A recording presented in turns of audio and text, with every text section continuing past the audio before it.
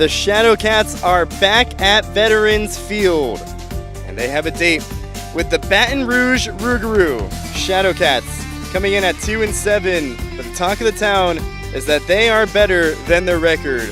The Rougarou right around the middle of the pack. It should be a good one here at the Vet. Hello everyone, and alongside Will Clifford, I'm Josh Rajanov. We welcome you to the Rusco Welding pregame show. Will, overall, the talk of the team, we just mentioned it. 2-7's the record, but man, it does not feel like it. You know, they just keep playing these close games, Josh. It's a one-run game, a two-run game. Out in San Antonio, this last game, which we'll talk to you about in just a second, it was a walk-off and they lost. So it's a bunch of close games, but they're right there personally. I don't feel like they're levels below the competition. I don't think they are what their record says they are, Josh. 6 of those 7 losses have been losses of 2 or less. The one was just that one game against Abilene that really where the Shadowcats struggled, lost 24-6 in that one.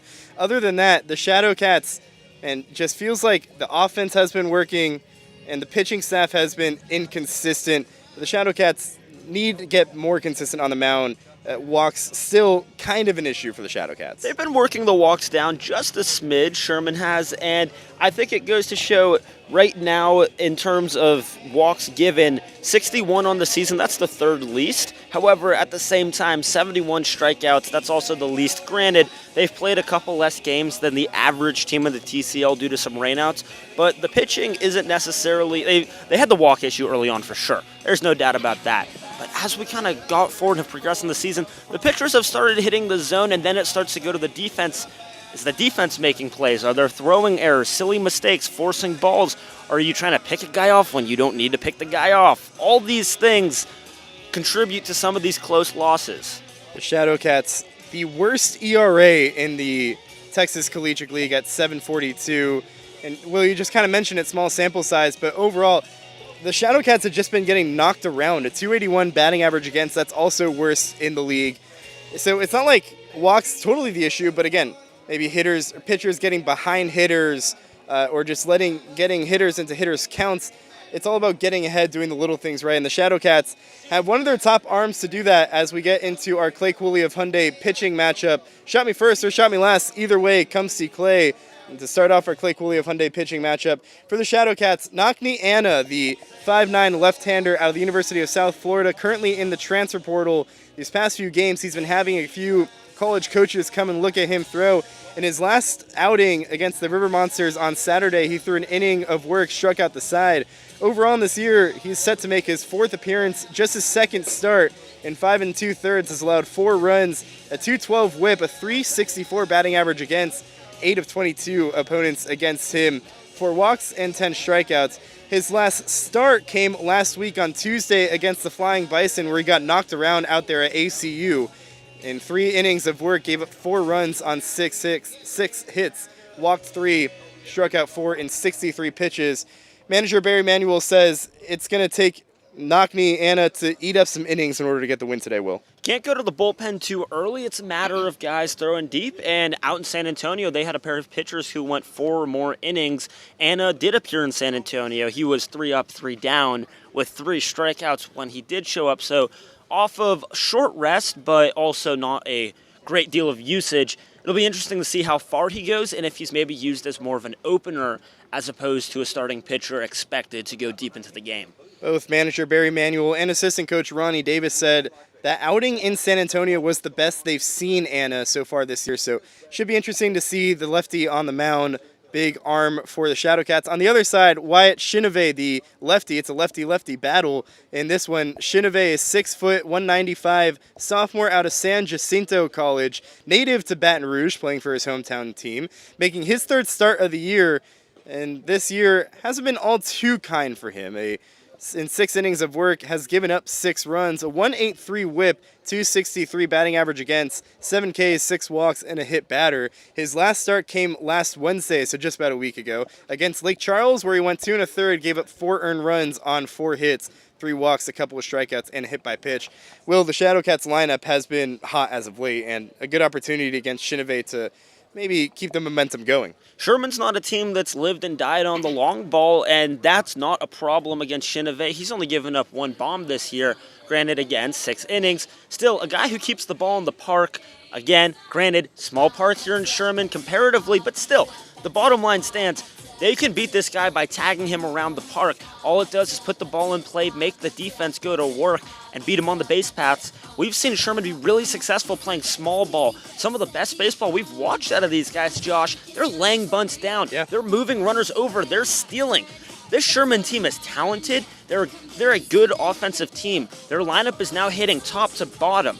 And I would not be surprised if they get to Chenevert early and get him out of the game quickly. Well, the Shadowcats lineup was hitting top to bottom this past weekend in San Antonio, and here to break it all down for you is our Rusco Welding pregame show host, Will Clifford. Will, how did this past weekend go in San Antonio for Sherman? Hey, Josh, thank you. And to all of you, thank you for joining us on the Rusco Welding pregame show. You can listen to all the Sherman Shadowcats home games and some select away games on our Mixlr and YouTube channels. All right, well, let's get into it. Sherman, they took a trip down to San Antonio, their second of the year. Of course, they opened the season with that trip to San Antonio, and now they come into this one in last place in the TCL on the heels of a 3-game losing skid. So it was Bass on the mound for Sherman and Beckel on the mound for San Antonio. The River Monsters got out quickly to a lead. The River Monsters jumped out to a 1-0 lead in the second, but that's all they would get off Bass. 6 innings pitched for the righty, a season high for a Sherman pitcher. Sherman bats also came to play. The Cats notched a 2-run third and then a 6-run fourth inning thanks to a few hit-by pitches and dropped third strikes. Sherman leads 8-1 before tacking on 2 more in the 8th, making it 10-1, a blowout. And the pitchers, Morrison to Anna to Becker, who allows just 1 more to score. Sherman takes game 1 in San Antonio, 10-2 your final. Josh, this one, a blowout win, not a close one.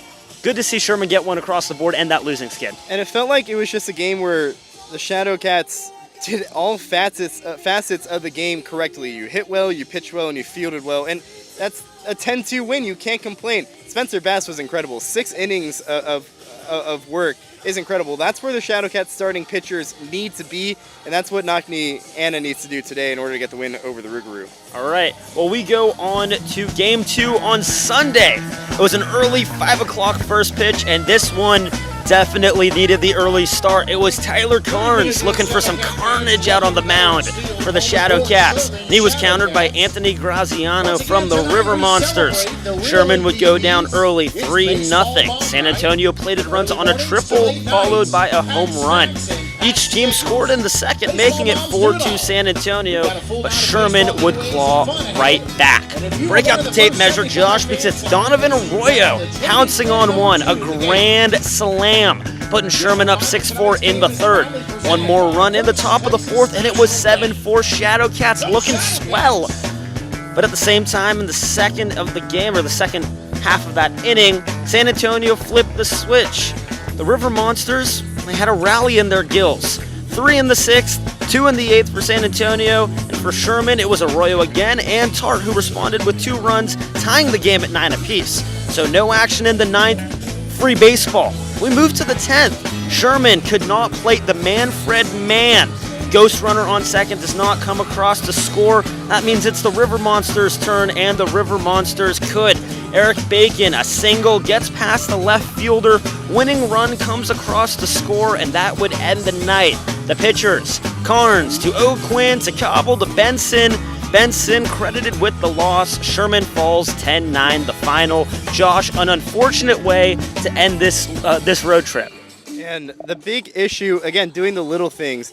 You mentioned the ghost runner at second base got picked off for the Shadowcats. That's something that can't happen in that situation because you have to get that run across.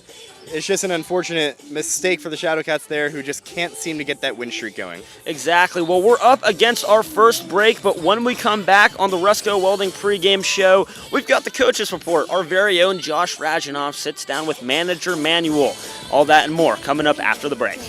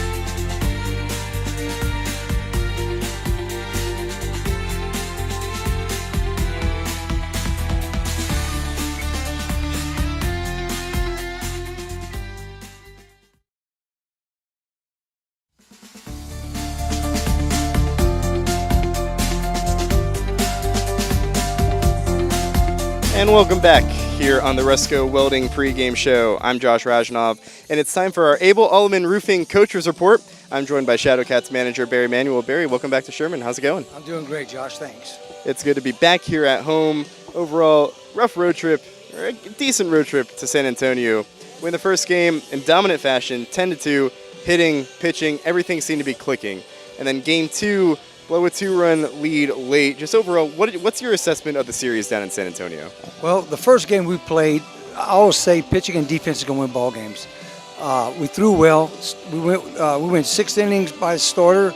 Bass went 6 innings, which gave us a lot of arms left over. We played well. We made the plays we were supposed to make.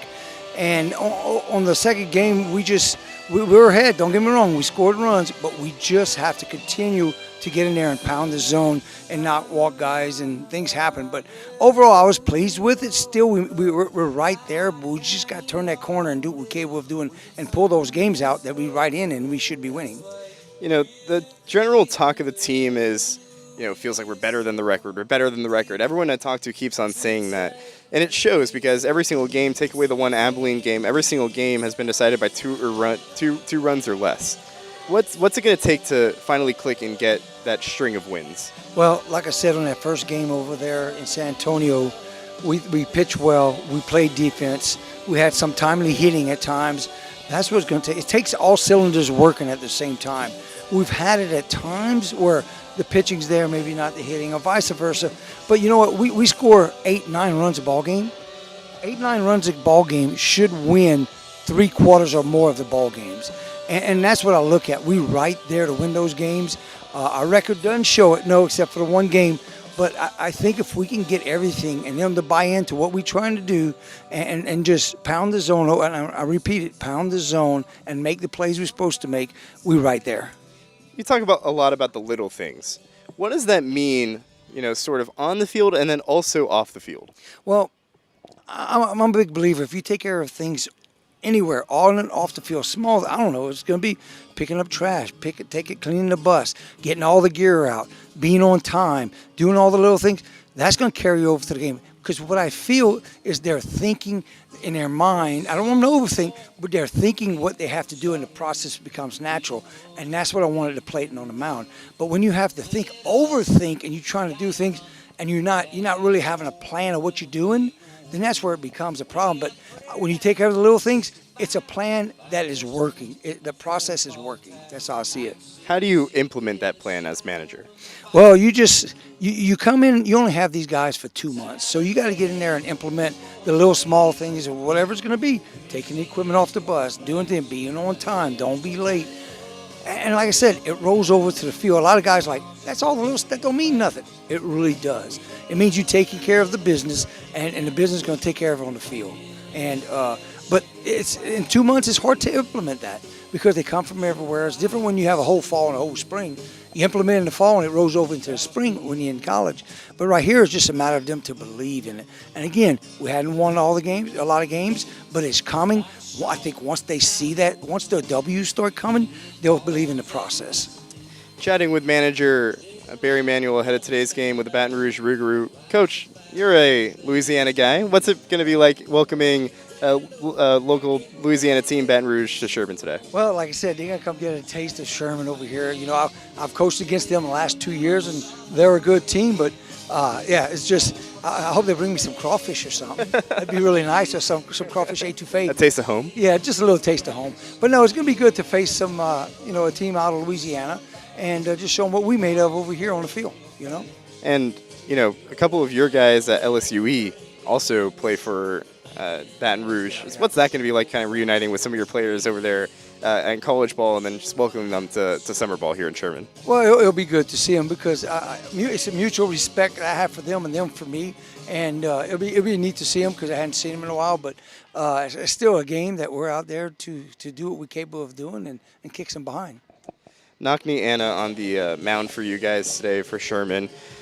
A very electric arm. We've seen him a couple times. Just what excites you about him on the mound and trying to get back in the winning ways? Well, I've only seen him throw 3 times now. Now, the last time he threw was over there in San Antonio, and that's the most electric I've seen him throw. It felt like there was no thought, nothing. He just went right after the guy. His body was moving fast, the intimidation of his body and arm. And I told him, I said, that's what you need to do every time you're out on the mound. You're the king of the hill. You go out there with confidence, have some conviction. And I said, no matter if you start, go as hard as you can for as long as you can. And that was very impressive, his relief role there. We've talked about your track record quite a few times, not only as a coach with LSU Eunice and then also player at LSU, but you played 10 years of pro ball. How do you think the players take those messages from you, especially the pitching staff? How do you think they receive those messages from you, considering your past as a professional baseball player and a coach? I think they're very receptive. I think because of the fact, I've been around a lot. I've been a lot of different pitching coaches. I've incorporated what I feel is the best for me to dish out to guys. But I think they're very receptive in what's going on. The hitters, to Isaac, and I input with them. But I think that's the whole thing is they know where I've been, and I've had a lot of opportunities to be different guys. But I think it's just the experience that I bring. I think their eyes are on me, and they're trying to learn. Whatever it is, if it's a cutter, if it's a slider, if it's command, if it's conviction, whatever it is, I think they're eager to learn. Because I told them the other day, I said, I hope you all get the opportunity to go where I went, because it's the biggest stage you could ever be on. So overall, Coach, what's it going to take today to get the win over the Rougarou?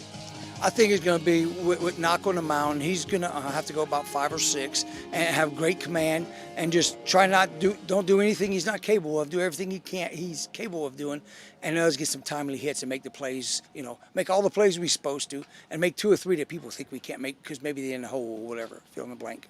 We'll find out if the Shadowcats can do just that coming up in a few moments. Coach, thank you so much for joining the show. Thank you very much, and go Cats. That's Shadowcats manager Barry Manuel ahead of today's game with the Baton Rouge Rougarou. Coming up, we got lineups and first pitch. That was the Abel Altman Roofing Coaches Report. Stick around on the Rusco Welding pregame show. And it's time for those lineups and first pitch as the Shadowcats take the field, taking on the Baton Rouge Rougarou. The starting lineups brought to you by Vanguard GMC. First for the Rougarou, Brock Luke leads off, plays left field. Josh Lim, the second baseman, bats second. Jacob Keys in the 3-hole is the designated hitter. Trip Dobson plays first base, bats in the cleanup spot. Ty Simonelli bats in the 5-hole, plays center field. Dylan Champagne, not Champagne, Champagne is the catcher and bats 6. Jack Marcantel is in the 7-hole and plays right field. Kenneth Berard is playing third base, bats 8th. And Nick Schwing is in the 9-hole and plays shortstop for the Rougarou. Shadowcats send out a field that goes as such. Ellington Jefferson, making his season debut, was added to the roster today. He's in left field. Paxton Samuelson bit a solid glove as the commander of the outfield in center field. He's out there in center field. Patrick Zano in right field. Mason Priest, the strong-gloved third baseman in today's game. Austin Haley, who has been on a tear as of late, playing in his last series for the Shadowcats, he's at short. Donovan Arroyo enters today white hot. Had a grand slam and a double in Sunday's game against San Antonio. He plays second. And Ryan Sessions plays first. Noah Tart does the catching for the lefty Nakni Anna. The big tall lefty stands at 5'9", 180 out of the University of South Florida. Native to southern Oklahoma nearby. Making his 4th appearance on the year, just his 2nd start. The Shadowcats in their white cream tops with Shadowcats in cursive underline across the chest, white pants, and black socks. The Rougarou in their black tops with script Baton Rouge across the chest, gray pants, and black socks. Anna works from the wine, comes home. First pitch to Luke is fouled straight back, and we're underway here at Veterans Field. The umpires for today's game, Mark Alexander calling the balls and strikes, and then Stephen Graber in the field. Nakni Anna making his 4th appearance on the year, again just his 2nd start, in 5 2/3 has given up 4 runs so far this year. 0-1 the count to Luke. Anna into the wind and the pitch. This one just misses inside, and the count is 1-1. Both manager Barry Manuel, as you heard him in the coach's report, and then assistant coach Ronnie Davis both said that they thought Anna looked his sharpest on Saturday against San Antonio, where he threw an inning of three strikeout ball. 1-1, hit on the ground towards short. Haley waits for it, fields it, throws to first. It's low, but dug out by Sessions in time to get Luke. And there's one gone here in the top of the first inning, no score.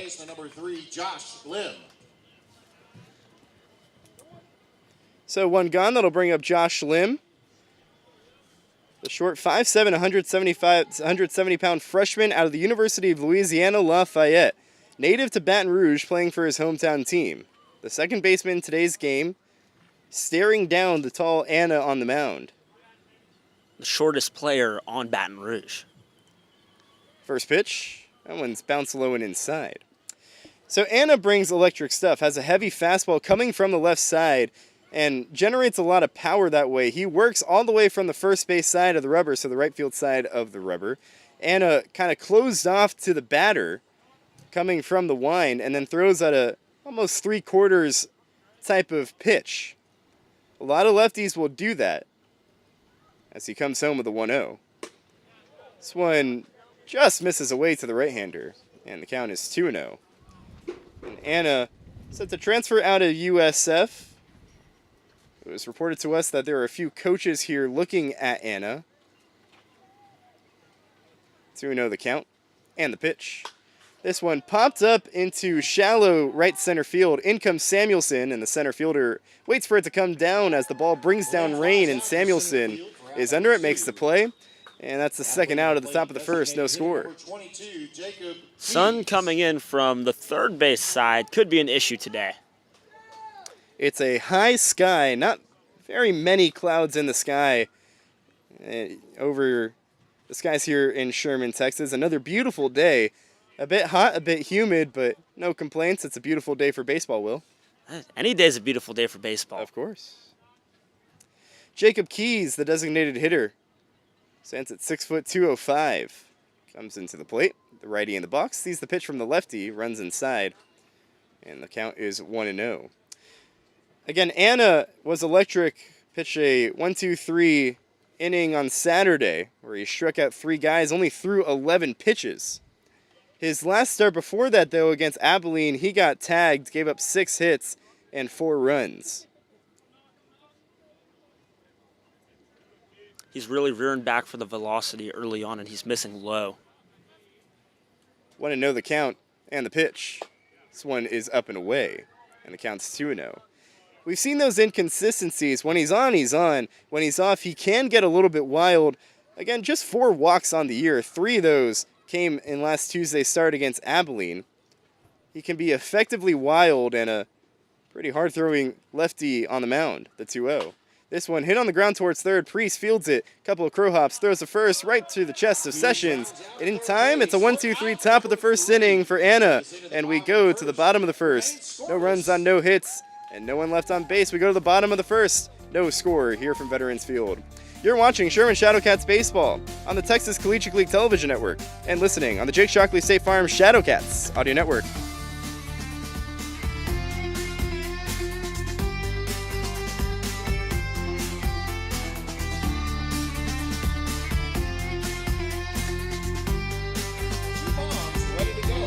Shadowcats Baseball is brought to you by Jake Shockley State Farm. Call 903-462-0152 for your local agent for home and auto in Denison and Sherman. Like a good neighbor, State Farm is there. It's also brought to you by Resco Welding. For all your contracting needs in Denison, call 903-624-1943. And brought to you by Clay Cooley Hyundai of Sherman. Shot me first, shot me last. Either way, come see Clay. And brought to you by Abel Alleman Roofing. Trusted roofing contractors since 1972. First pitch was just moments ago, which was brought to you by First Texas National Bank. Real community banking since 1890. And this first inning is brought to you by the First Texoma National Bank. The neighborhood bank you can count on. It's time for the second half of our Vanguard GMC starting lineups as we welcome you to the bottom of the first inning. The Sherman Shadowcats send out a lineup that goes as such. Austin Haley leads off as the shortstop. Mason Priest bats second, plays third base. Ryan Sessions in the 3-hole playing first base. Ellington Jefferson in his first game with the Shadowcats. He bats in the cleanup spot, plays left field. Noah Tart in the 5-hole. He's the catcher. Donovan Arroyo bats 6th. He's at second base. Colton Fallbush, the designated hitter, bats 7th. Patrick Zano is in the 8th spot, and he plays right field. Paxton Samuelson rounds out the lineup and plays center field. I'll go up against Wyatt Chineve, the lefty on the mound out of San Jacinto College. Stands tall on the mound at 6 foot 195. Making his third start of the year, has thrown 6 innings of work for the Rougarou, has given up 6 runs.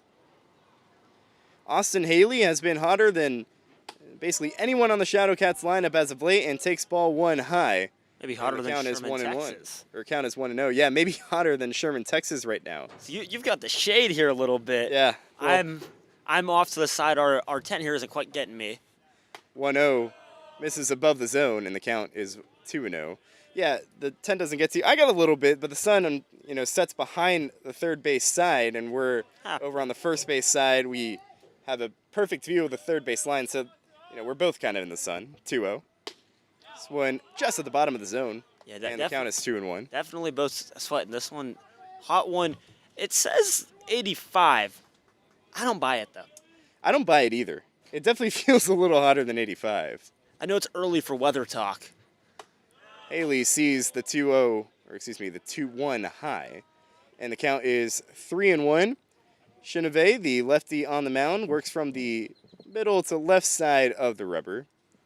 He works solely from the stretch, brings his hands to his chest, kicks and fires, and the 3-1 is just at the top of the zone. Haley threw his bat because it was a bit of a late call from home plate umpire Mark Alexander. He immediately turned back to Alexander and said, "Hey, my bad on that one." Haley, a very classy player, and shows for him on the field, hitting .360 with a couple of home runs and 7 RBIs. Sees a payoff pitch. This is low and in, and it's a leadoff walk to the Shadowcats' leadoff hitter here in the bottom of the first inning. Shadowcats trying to scratch across the first run of this game. Well, the Shadowcats have been hitting as of late. They come in not as one of the better hitting teams in the league. In fact, they're the bottom half of most hitting categories. Second to last in average, 222. Third to last in on-base percentage at 399. Third most Ks in the league at 98. That's the first pitch here to Priest. That one's just at the bottom of the zone, and the count's 0-1. But the Shadowcats, as of late, have been hitting the ball a lot better. 10 runs on Saturday against San Antonio, 9 runs on Sunday. And had a good series against Abilene, too, at least hitting-wise. The 0-1. Priest takes a breaking ball in the zone, and the count is 0-2. And Sherman has the second and third best batters in terms of batting average among qualified players in the TCL. That would be Sessions and Ford. Ford not in the lineup today. 0-2, the count to Priest. And a pickoff over to Haley at first. He was stealing on the pitch, and the throw gets away from the first baseman. Dobson goes all the way to the wall, and Haley moves up to third. Haley advances to third. Austin Haley was going on first movement off the lefty Chineve, and the throw kicked off the glove of the first baseman Dobson. It allows Haley to go first to third, and the Shadowcats have the first run of this game just 90 feet away, and an 0-2 count to Mason Priest. Chance to plate a runner early.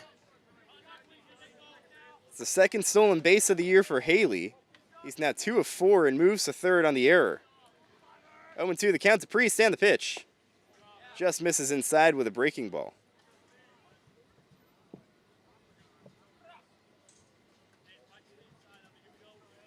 Shadowcats with a golden opportunity to strike first. And the 1-2 pitch. Got him swinging.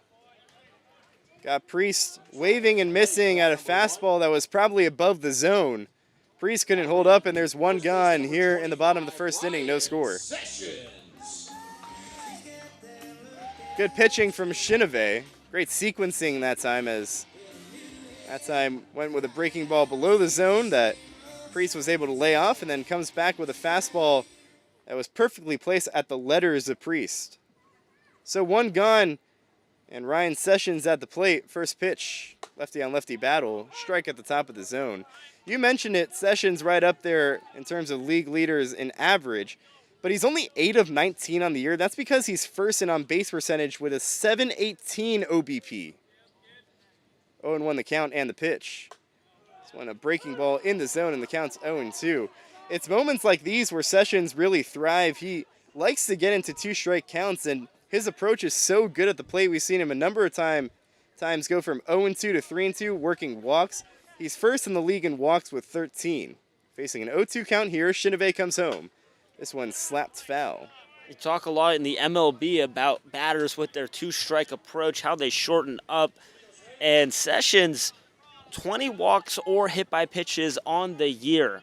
So we've seen him work an 0-2 count to a full count before. Battles off, knocking the first pitch foul off the 0-2 count. And the 0-2 pitch again. This one misses high. Almost got Sessions to chase at a high fastball, and the count is 1-2. Sessions started his turn and held up very convincingly. No check to the field umpire, Steven Graber. And he's not a small guy. He's got a lot of muscle on him, but no pop that we've seen so far, possibly to come.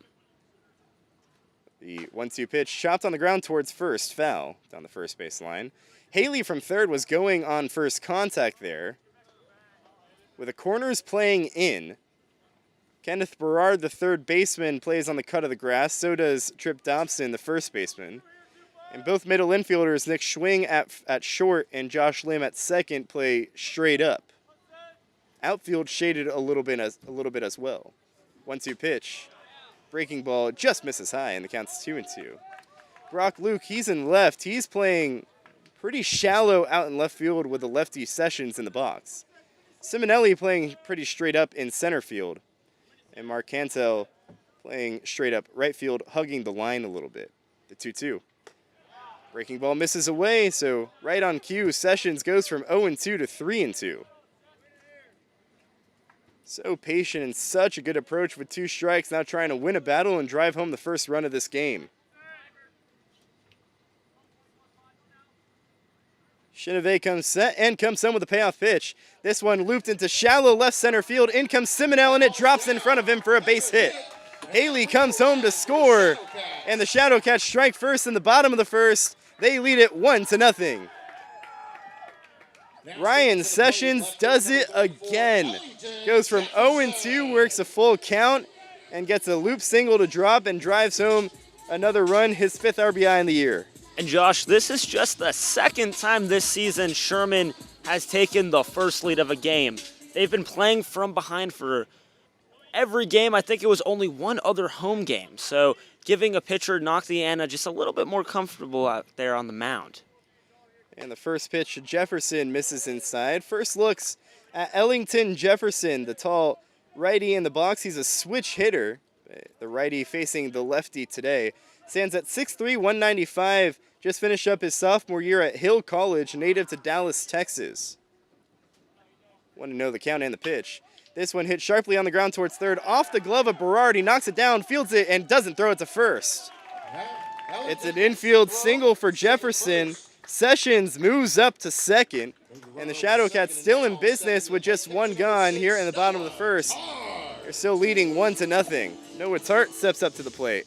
And Josh, kind of like we talked about in the pregame show, just a smidge, Shinave, not a guy who lets the ball leave the park, but when Sherman plays the small ball, bloops balls, keeps it in the infield, but makes the defense make a play, I said good things might come, and good things are starting to roll the Shadowcats' way. And Shinave's been hit pretty much all this year, a .263 batting average against, so Will, the Shadowcats just putting balls in play, and it's working so far here in the first. Noah Tart trying to keep the line moving. First pitch. This one, a breaking ball that front doors Tart. It's in the zone, and the count's 0-1. Tart's got, seems to be a towel dangling out of his back right pocket. It's almost like as if he was a quarterback, and he needs that towel to maybe dry off his hands. Superstitious thing, maybe? Well, maybe ask him about it tomorrow.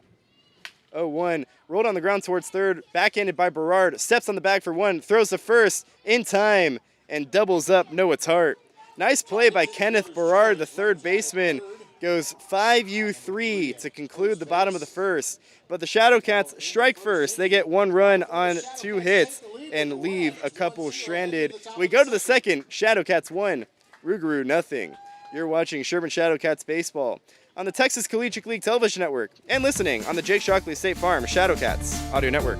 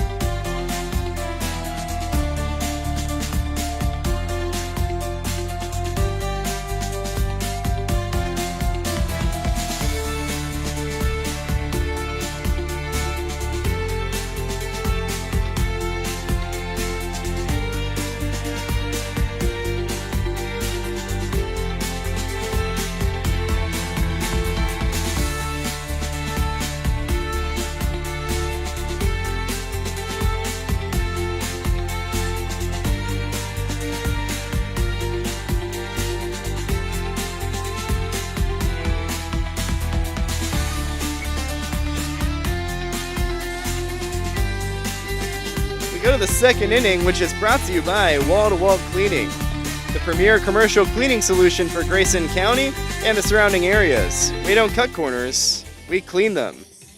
Shadowcats leading 1-0 as we head to the top of the second inning. Knockney Anna worked a 1-2-3 top of the first. He's back out there for another inning of work, facing the middle third of the Rougarou lineup, Dobson, Simonelli, and Champagne. First baseman, Trip Dobson. Shadowcats working with a lead. Will, as you mentioned, just the one time they've gotten the lead first. That came last week against Abilene in a game where I think many Shadowcats fans would like to forget. So maybe the Shadowcats can capitalize with the lead first. And the first pitch here to Dobson misses below the zone. And the count is 1-0. The Shadowcats in that game scored 3 in the bottom of the first inning. Abilene came back with 4 in the top half of the second. 1-0 the count and the pitch. Breaking ball misses away. John Langnig was the pitcher in that one. We talked about the importance of coming back with a shutdown inning whenever your team gives you a lead. In that next inning, Langnig just got beat around the ballpark a little bit. A few hits and a couple of walks to allow 4 runs to come across. The 2-0 right there at the bottom of the zone, and the count is 2-1. And Josh, I think the term is a stopper for a pitcher who comes in after a loss. Sherman just needs a stopper after an inning where they go up because their run record in those innings, not the best. The 2-1. Fouled straight back, and the count's 2-2. You know, there's a phrase in baseball that's often said, momentum is only as good as your next game's starting pitcher. I think, in a sense, for the Shadowcats, you can make a case that momentum is only as good as your next innings pitcher and just letting the next guy go to work. Anna going to work here. A 2-2 count to Dobson. And the pitch. Breaking ball, strike 3 called. Front door Dobson and froze him. It's the first strikeout of the game for Anna, and there's one gone here in the top of the second inning. 1-0 Shadowcats on top. And that's a great start to the shutdown inning. It is, but you got Simonelli coming up, who's .321 on the year. One of the best contact bats on this Baton Rouge team. Lefty-lefty battle.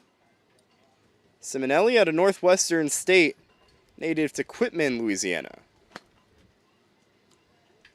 First pitch to him. Big wave and a miss. Lefty-lefty battles always provide a unique challenge. As the lefty in the box, you're not used to seeing as many lefties, and that's why left-handed pitchers are always so valuable. And the southpaw, a couple of shakes of his catcher Tart. Works from the wind and comes home. The 0-1. Big wave and a miss, and the count's 0-2.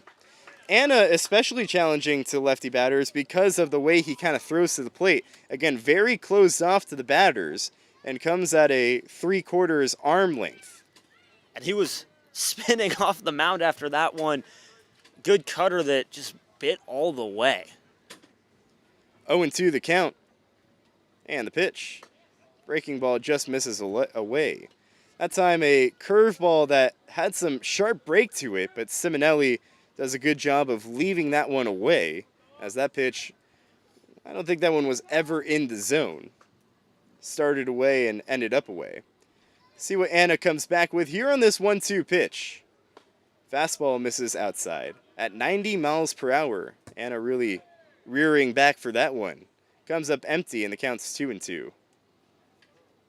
And he's taking his time between these pitches. Took 16 seconds in between that breaking ball before throwing that 90-mile-an-hour heater. 2-2 the count. And the pitch. This one chopped on the ground on the first base line. Foul. So we'll do it again at 2-2. So Simonelli, after going down 0-2, similarly to Ryan Sessions, the lefty for the Shadowcats, not going down easily.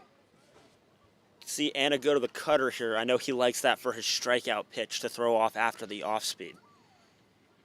2-2. Just misses away. Simonelli, not a guy who's going to strike out much, just 11 this year and 28 at-bats.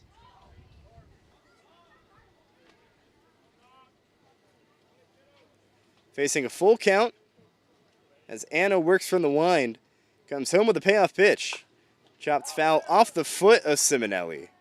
It rolls all the way to the first baseman, Sessions, who touches the bag just in case.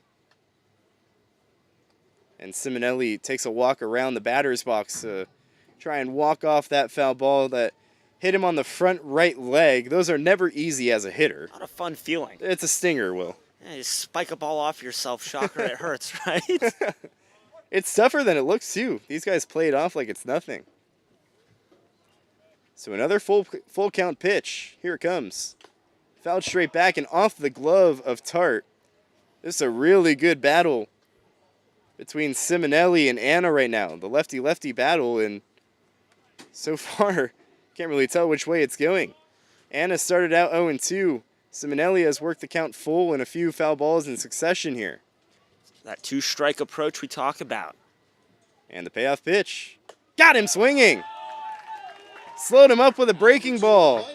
Anna has his second strikeout of the inning.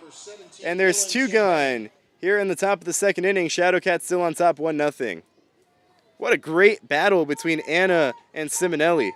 Simonelli giving some scouting report to Martinell, who's now on deck, talking about it looked like pointing down and away, saying the cutter is going to come to a righty but away from a lefty. And now another lefty in the box, Dylan Champagne. First pitch of him, a fastball in the zone. And the count is 0-1. Couple of lefties, three lefties stacked in a row for the Rougarou in this lineup. The 0-1. This one chopped on the ground towards the first base dugout. And the count is quickly 0-2. Anna doing exactly what you're supposed to do after your team gives you a run. He's gone ahead of hitters and has a chance to strike out the side here in the top of the second inning. He's calling his own pitches today, shaking off a couple. You look at the body language, Josh. He is happy to be on that mound, and he is excited. He's heating up, I think, a strong performance here. 0-2 pitch. Q shot on the ground towards third. Priest comes in, Fields throws on the run. It is in time. Nice play by Mason Priest. Had to charge in, field it, throw on the run, and delivers a strike to Ryan Sessions at first. And it's another 1-2-3 inning for the Shadowcats in the top of the second. We go to the bottom half. Shadowcats lead 1-0. You're watching Sherman Shadowcats baseball on the Texas Collegiate League Television Network and listening on the Jake Shockley State Farm Shadowcats Audio Network.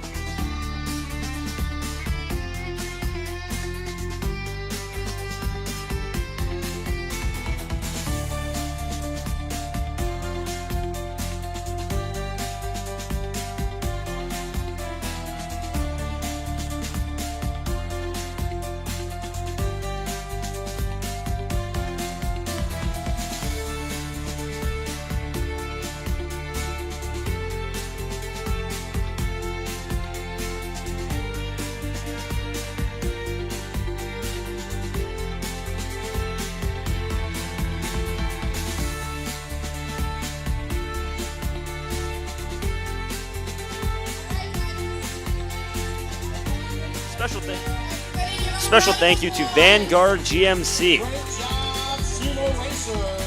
Great job, Berkeley. Thank you.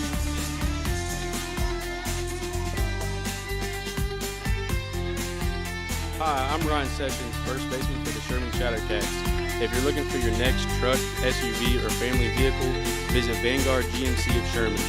We're proud supporters of Shadowcats baseball and proud to serve drivers across Texoma.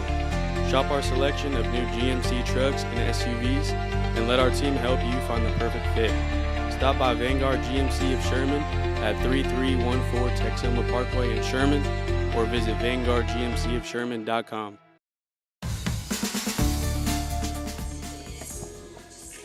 To the bottom of the second we go. Shadowcats leading 1-0.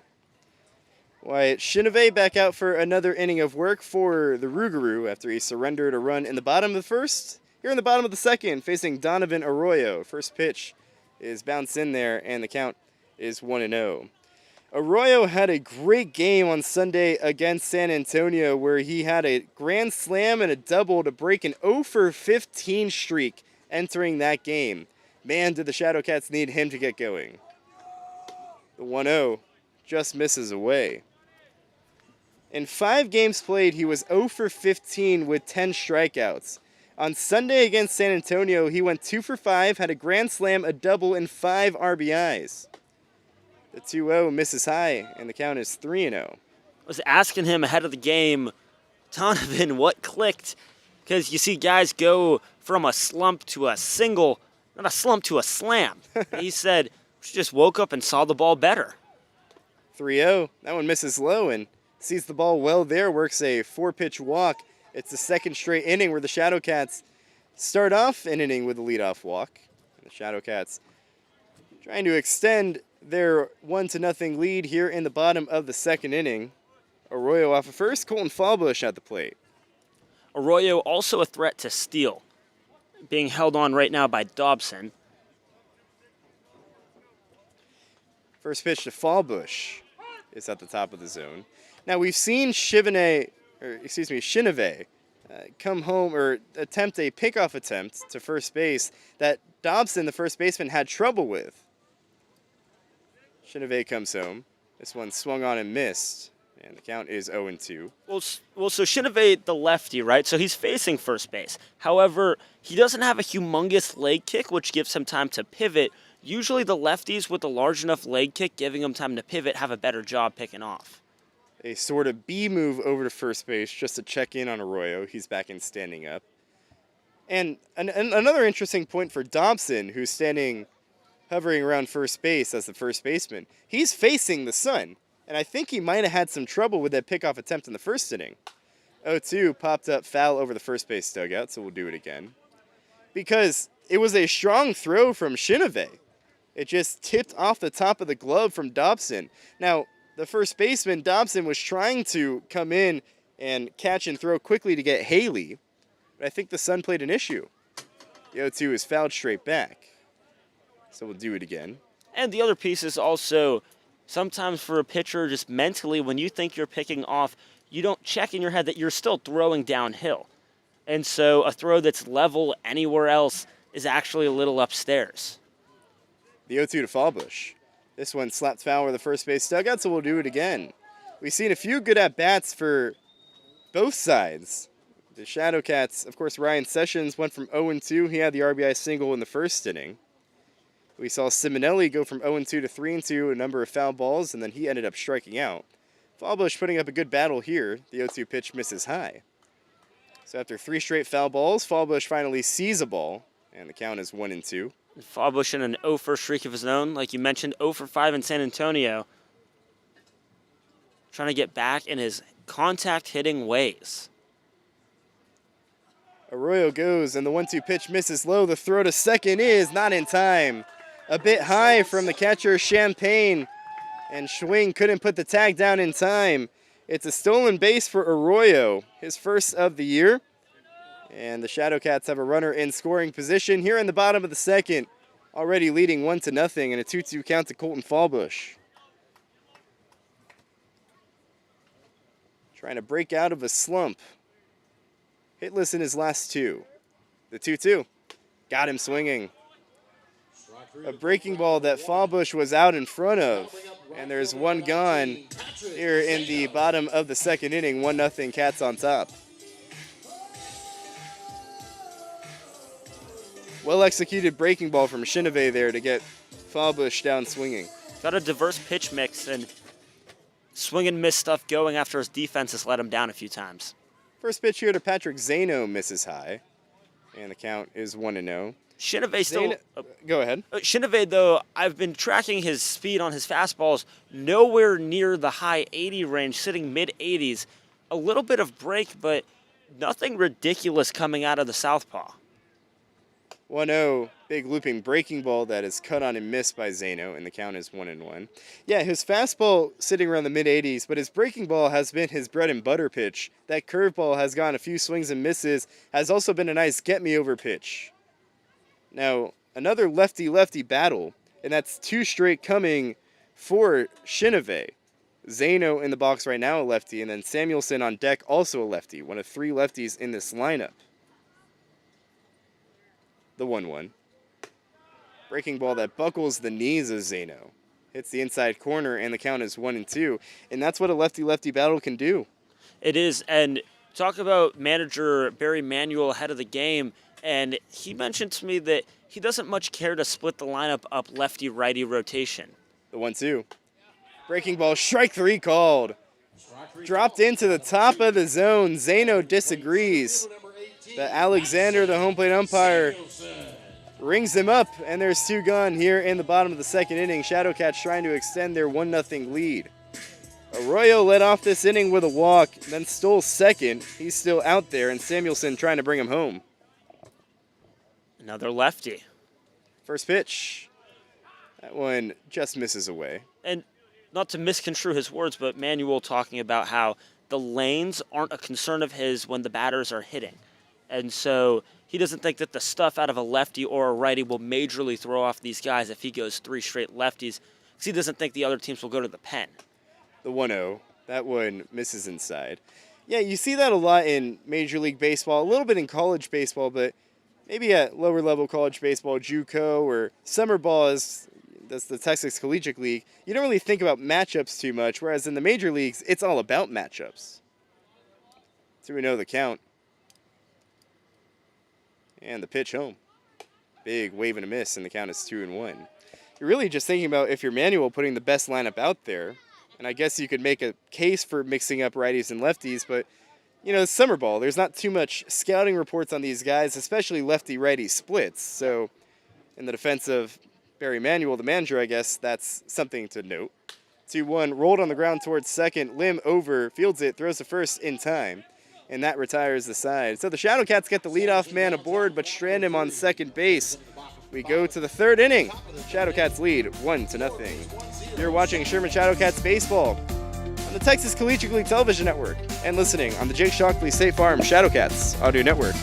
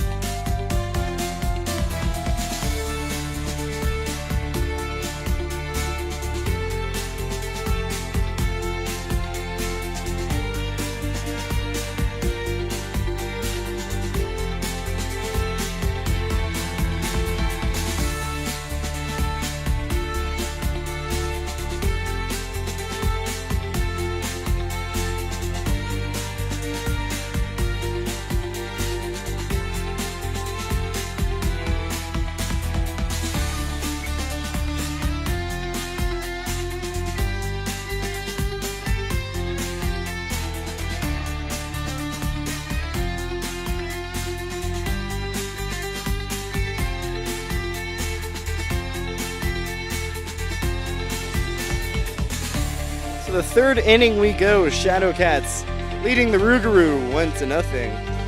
Agniana back out for another inning of work. He's faced the minimum through two so far.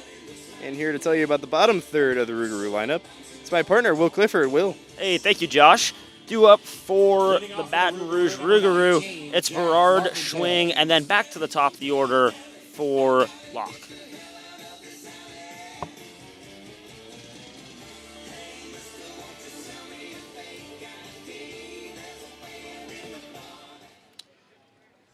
So Martinell settles into the lefties box after our extensive lefty-lefty conversation.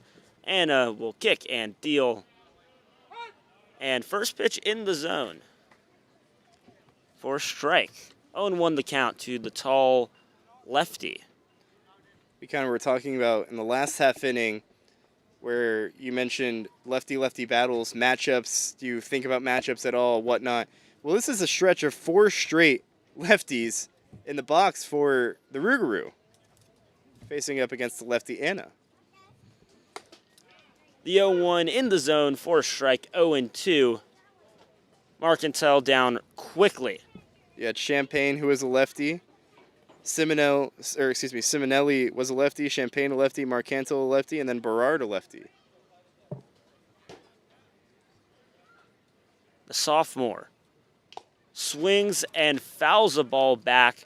Tart couldn't put the squeeze on it, so staying alive. Count staying at 0-2. Marcantel out of Paquim, Louisiana.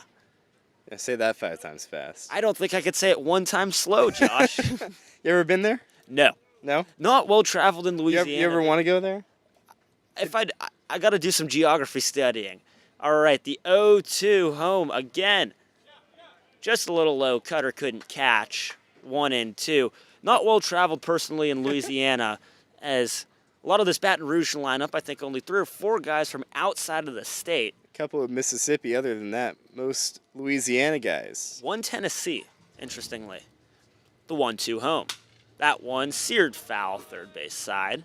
I think that one broke the bat of Marcantel. And it did. Marcantel will do the trade with the dugout. I think a 90-mile-per-hour fastball would do that to your bat. So you catch it off the end. Some firewood out here in Veterans Field. Don't know if we've got a burn ban going.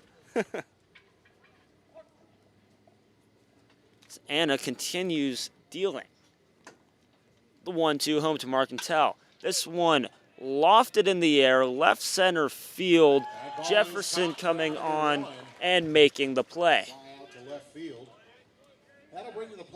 His inaugural game here at Veterans Field, putting his name on the scorebook early. A nice shot by Anna. Again, he doesn't need to do it all with a strikeout. He's really just been attacking the zone. There's only been 1 3-ball count, and that was that really good battle between him and Simonelli. Other than that, it's been a clean sheet for Anna. Now the third lefty of the lefty lane, Berard, buries into this lefty's batter's box once more. Lefty, lefty, lefty, takes strike 1. So 1 down here in the bottom of the second, or top of the second rather, top of the third, excuse me. Ooh, that one got in and clipped him. On the helmet. Ducked down and just bouncing off. Seems unfazed. And that'll bring to the plate.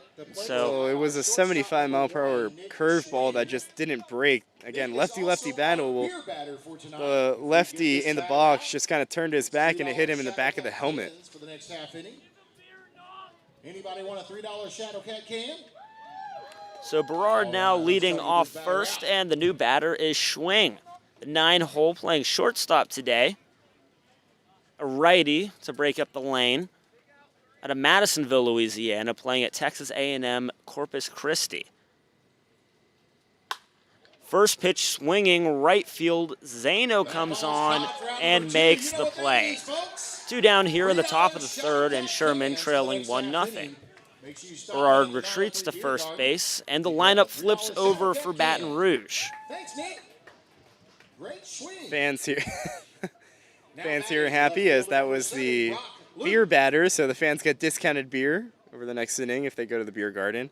And classy from our PA announcer, Nick Schwing, the one who got out, and Adam Cernero goes, nice swing.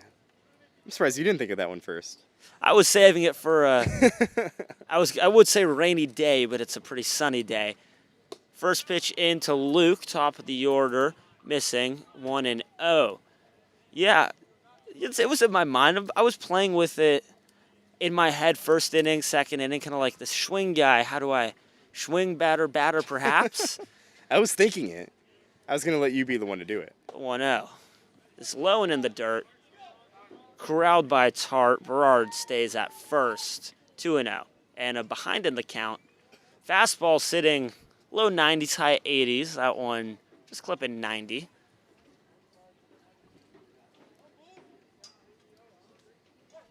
Luke hitting .235 on the year, but leads the TCL in stolen bases with 9. The 2-0 misses, ahead 3-0.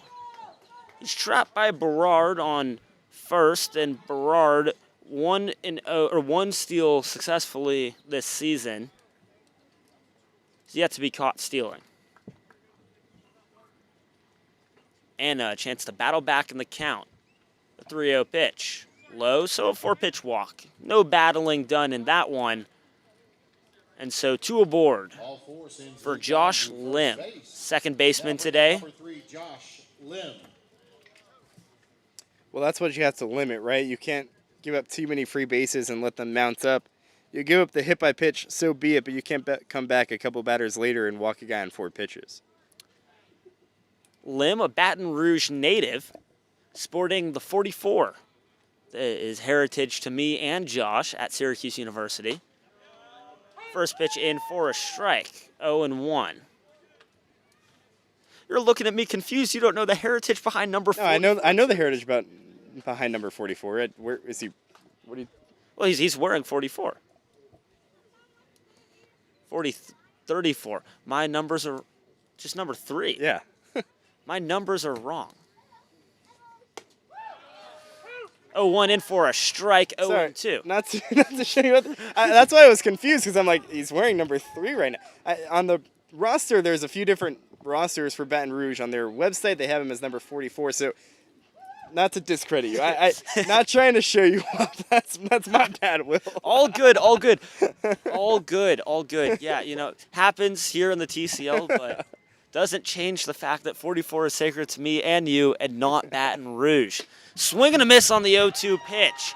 Anna out of a jam. First and second, no problem. Sherman leads 1-0. We move to the bottom of the third. You, my friends, are listening to Sherman Shadowcats baseball on the Jake Shockley Radio Network. And if you're watching, you're doing it on the TCL TV network.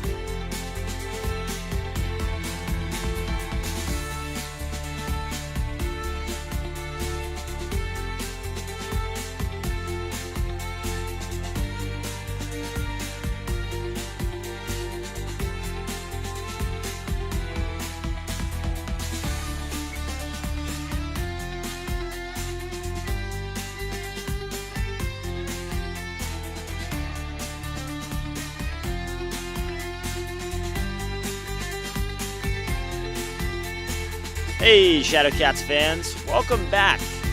We're moving into the bottom of the third, Sherman leading 1-0, and the third inning is brought to you by 903 Brewers, crafted to perfection. Please drink responsibly. So Sherman leading here in Veterans Field, a nice sunny evening as the shadows are being cast across the field from the third base side over to the first. Chineve settles in, delivers a first pitch strike to Haley. Sherman's lineup flips over.